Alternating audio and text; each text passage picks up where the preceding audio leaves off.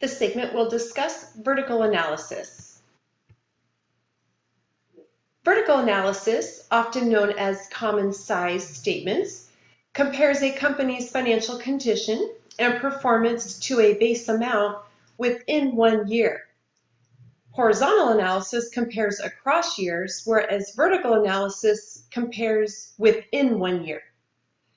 In order to do this, we need to calculate a common size percent. A common size percent is to take the analysis amount, or the line item we are analyzing, and divide by the base amount. The base amount in the balance sheet will be total assets, and in the income statement, the base amount will be revenues. When we calculate this and multiply it by 100, we calculate a common size percent. Looking at the asset section of a balance sheet, within a year, we are going to calculate common size percent to prepare the vertical analysis.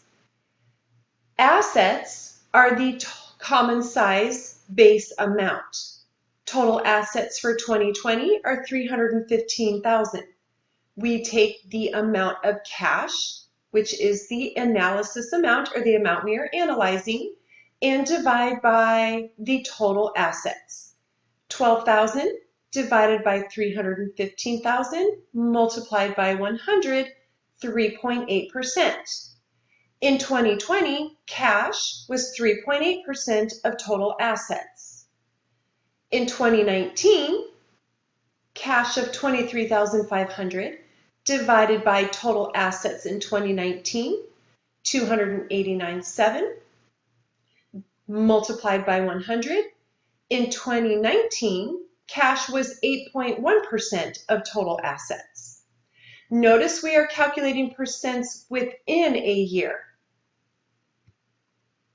Continuing on, line by line, we take each type of asset, divide by total assets, multiplied by 100 to get the percent each line item is within a given year of total assets.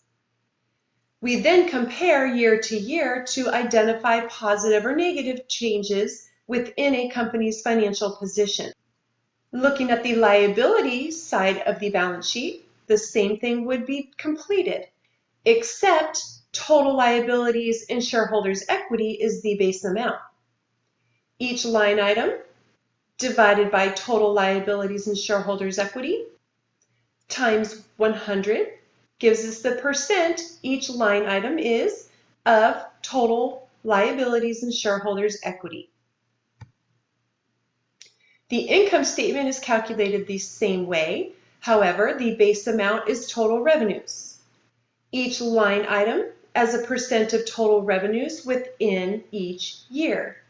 360,000 cost of sales divided by 520,000 total revenues. Cost of sales is 69.2% of revenues in 2020. In 2019, cost of sales of 315,000 divided by total revenues of 480. In 2019, cost of sales was 65.6% of total revenues. This is accomplished by going line by line within a year, calculating each line item by total revenues.